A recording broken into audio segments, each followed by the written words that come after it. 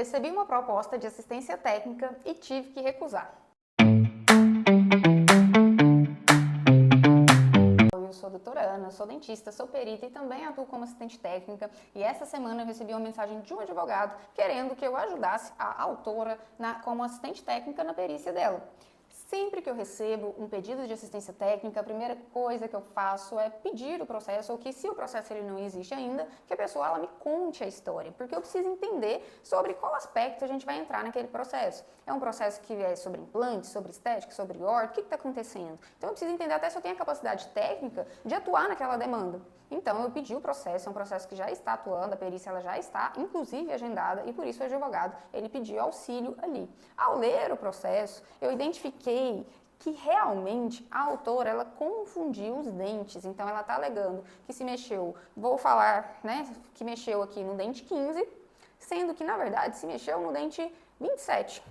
Então assim, coisas lados opostos da boca. Só que lógico, o autor, ele é leigo, ele lá sabe número de dente, direito, esquerdo, superior e inferior, ele sabe que está com dor, estava tudo doendo, e ele alega que a dor era de um lado e o dentista mexeu do outro, e isso causou transtornos. Enfim, e o processo é basicamente apenas sobre esse um dente.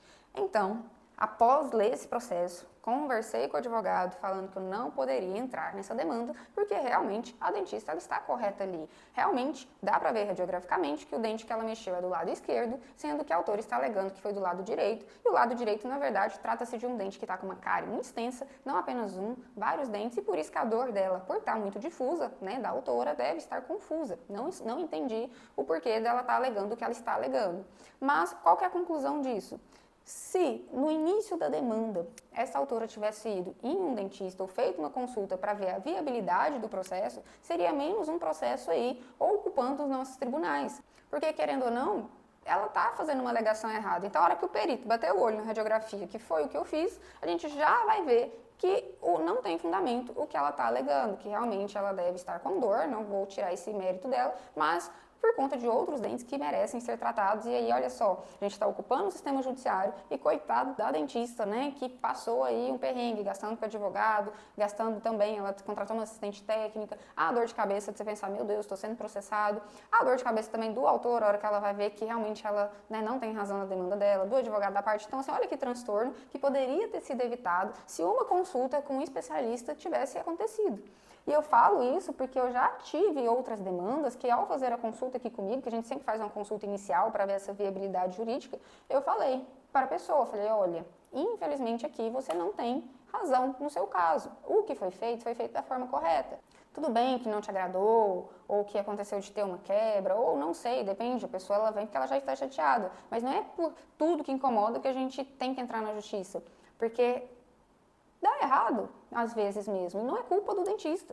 Dá errado por inúmeros fatores. Então, a gente como assistente técnico, a gente consegue evitar também essas demandas e incentivar acordos extrajudiciais. Então, acordos fora da justiça, que é sempre o melhor, porque aí você não tem que pagar custas processuais, não tem que pagar advogado, não tem que pagar perito, porque querendo ou não, dentista, mesmo quando você está certo, você tem um gasto muito grande, ainda mais quando o juiz inverte o ônus da prova, quando você pede perícia, aí o perito ele vai pedir ali 3 mil, 4 mil, 5 mil de honorários, e ainda tem as custas, porque geralmente a justiça gratuita, ela vai mais para o autor, para o dentista quase não é aceita pelo juiz.